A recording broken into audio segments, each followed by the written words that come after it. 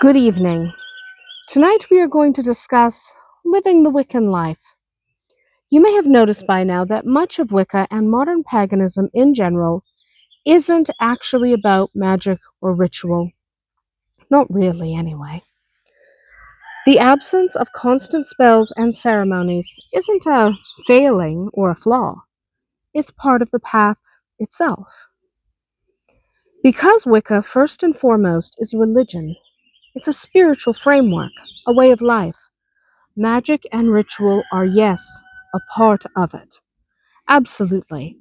But those parts come later, after you've learned the heart of the practice.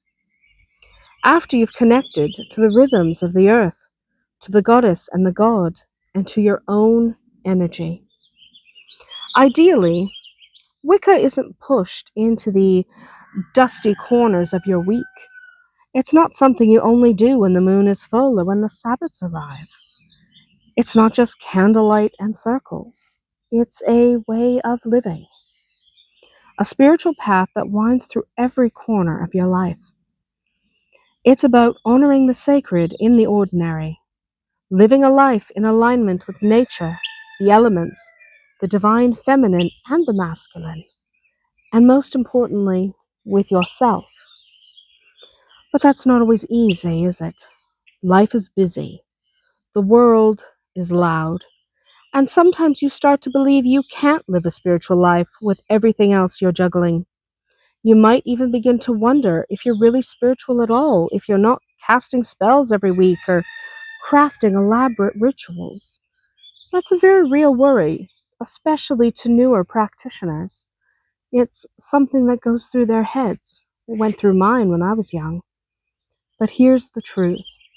You don't need a bunch of spells. You don't need a bunch of candles. You don't need that big ritual. You might want it and you might do it. And if you enjoy it, then good for you. But what you really need is awareness, presence, and connection. So instead of trying to perform a spell every day or make sure you're marking every single Esbat and Sabbat with an appropriate ritual, try something else. Try to bring your spirituality into the smallest parts of your everyday life. When you're at work, feel the energy of the spaces around you. When you're in a classroom or a training session, view what you've learned through your spiritual lens. Let it awaken a new layer of meaning to your everyday life. Washing the dishes? Well, looks like you're studying water. Hanging clothes on the line to dry? That's air. Lighting birthday candles for your nephew? That's fire. And tending the garden is certainly an exploration of earth, if I've ever seen it. Even something as simple as raking leaves or watching the sunrise becomes sacred, if you're willing to let it. The wheel of the year turns whether you notice it or not, but when you do notice, when you live it, and breathe it, and feel it, that is real Wicca. That is paganism. Not something you do, something you are.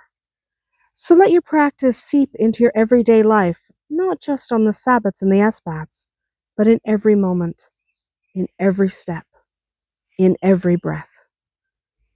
Wicca isn't just for your altar. It's for your kitchen, for your commute, for your classroom, for your garden.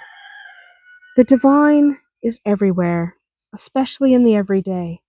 So get out there and live your magic. Get out there and make magic a part of everything you do.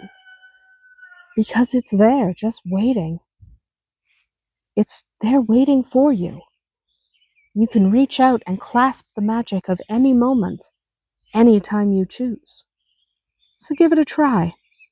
Not just when the moon is full, but always. Just try. Give it a try for a week. Find the magic in every moment. And then see how it goes. That's about it for us tonight. Blessed be.